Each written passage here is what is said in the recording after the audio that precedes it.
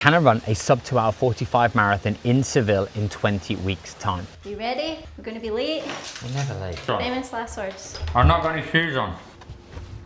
So today we're off to go and see the wizard, the magician, Andre, who we got introduced to through Ryan last year.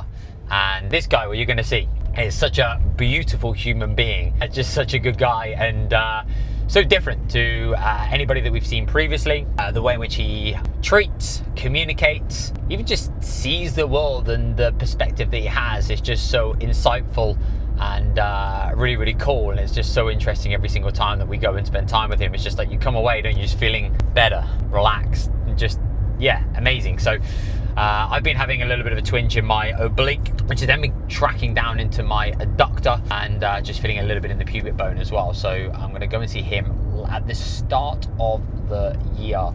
I had something similar, and it was causing me quite a lot of bother. And going and seeing Andre, along with some digestive issues that I had at the time as well, which probably was stress, in all honesty. Just obviously working with him on a weekly basis, see him made such a big difference to how I felt, the progression, and obviously got me back to full fitness way sooner.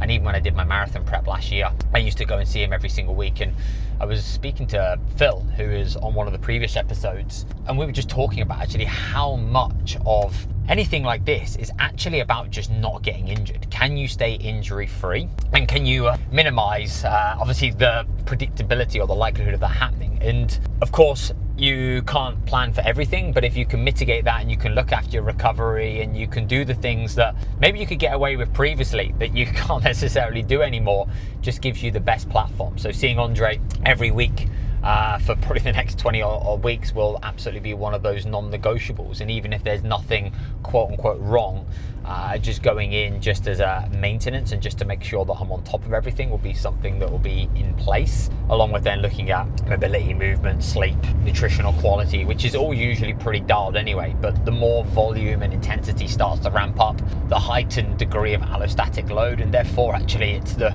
recoverability and your recovery demands that need to be looked after and kept in check even more so, which is something that I wouldn't say not respected, but I think it's one of those where you've been able to get away with, but you now get to a point where you realize that that is such an important piece of being able to perform consistently, being able to build some serious momentum to do what you need to do. So that's going to be the game plan, and yeah, I'm going to take you along to see the magic man. What's going on? That's what happens when you're early. Did you have an happy ending? Is that what it was? What you eating? Figs. How are you, mate? You okay? The best pre-training fuel you can. Is that what it is? Oh yeah, there's some new sunnies there. Some new sunnies, mate. Oh, I tell you what, he's like a fine wine, that man. Just eat with the peel. Just eat with the peel. With the peel. Yeah, Eat it everything. They're amazing, eh? Beautiful. Actually, it's quite good. You know. Really good. They Not honestly pre-run, they're the best. They're just full of sugars and carbs. They're amazing to have. That's good. You'll have to listen to my nonsense. What's up? We just missed you. That's it. We just missed you. Understandable. Good. Started, mate. It's actually not too dissimilar to before. Just quite a bit of pain coming into my pubic bone, just through my rib and just into here predominantly, and then just tracking down more probably into my groin. But yeah, more like just there from running more so than anything else, mate. That's the main thing. I'll get some water.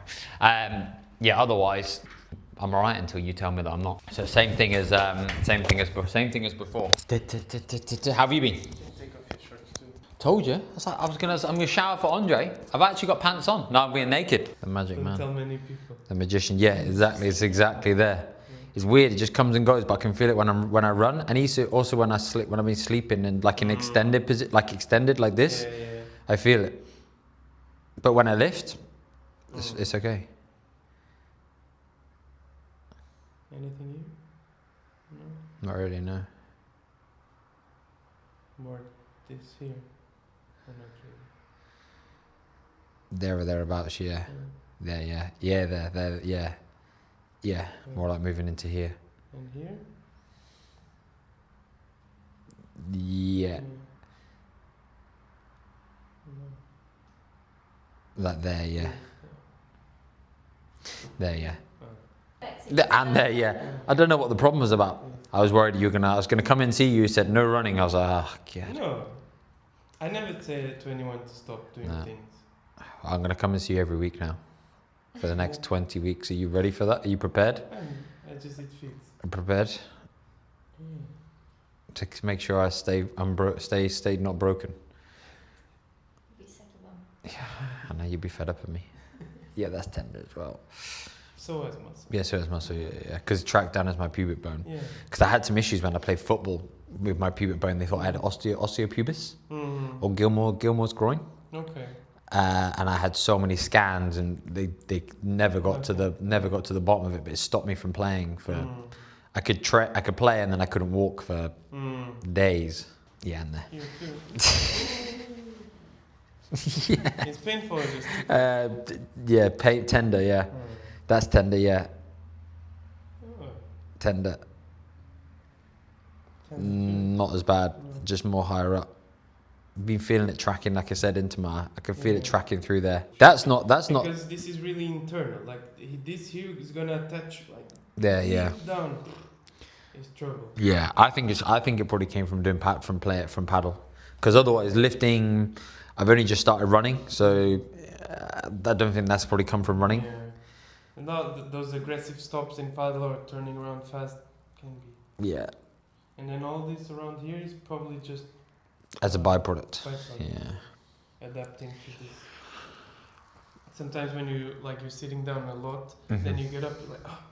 Yeah.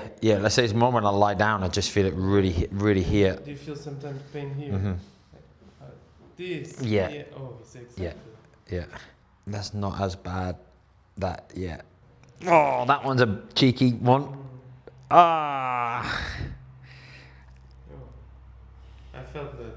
You felt that? Oh. Oh, now you're going to the good. No, he's going to the worst. You said these are the worst ones down here. When I first came, I think you gave me one needle, and I was like, you have to take it out. I was like, I was like sweating.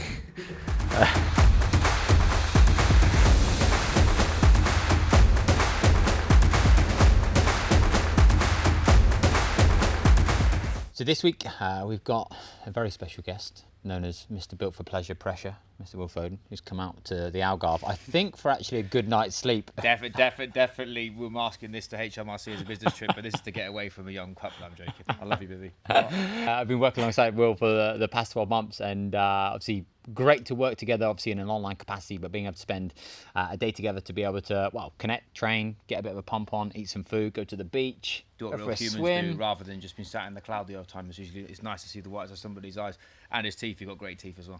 Like me, I got yellow tombstones, mate. I keep them shush. Today we're basically doing a full business immersion day, which is just an opportunity for us to be able to sit down, understand where is Will, where does he want to go, what's the next move, and just give yourself the space and the time to really lock in. Because when you have 45 minutes to an hour and you've got so much other stuff going on in your life, it can be so easy just to get caught up. So just being able to have a full day where we're just locked in on what do we need to do in Q4 that's going to be the difference, that makes the difference, that moves Will forward, especially when you get to a certain level. Just doing more is not the answer. It's about how do I strip back, simplify, provide and gain clarity around like where does my focus, energy and effort need to be in order for me to be able to now go and move the needle, most importantly. Otherwise you just end up running around like a Looney Tune, questioning, am I doing enough? Am I doing the right thing? What is it I need to be focusing on? And whilst you've got a general sense of direction, like these days can be great because it just allows you to simplify and just go, right, okay, this is the next step. So we did a little bit of discovery, then a whiteboard session in terms of strategy from a marketing lead generation perspective, and now we're just going into some content refinement around just positioning, and then off the back of that we're going to go into actually what's going to be the kind of game plan that we need to go and execute.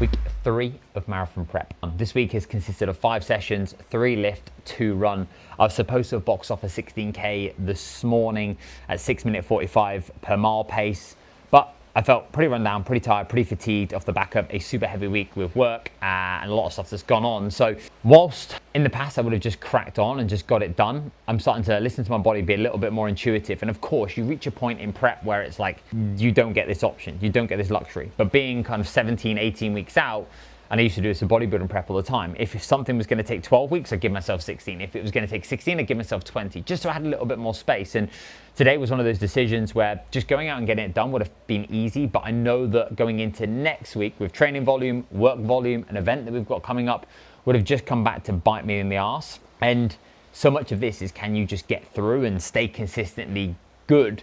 And so today was an opportunity just for me to be able to get an extra 24 hours of recovery, a little bit of extra sleep, a little bit of extra food, so I'm now good to go going into tomorrow. And when you take into account that you're not just trying to do one endeavor, but you're trying to do family life, you're trying to build and grow the business, there's all these different roles and responsibilities, plus then trying to do marathon prep. It's not this one thing in isolation. So you've got to just kind of take everything into account. And it's something that I am trying to get better at. Before, I would have literally just gone pedal to the metal and would have just cracked on until the point of, well, usually getting injured, burnt out, fatigued, or just being in a place where I'm just not able to perform at my best. So I'm trying to listen, understand, and make better, more quality, more informed decisions. So yeah, we can continue to build. So next week, we have got 40 of our coaches flying out to Portugal for a 3-day event, which will be super cool. Mr. Dan Reeve, I'll be introducing you to the man, the myth, the legend behind my performance and giving you a little insight into him, his backstory, which is also absolutely phenomenal. And I'm also going to be showing you how I'm going to be navigating my training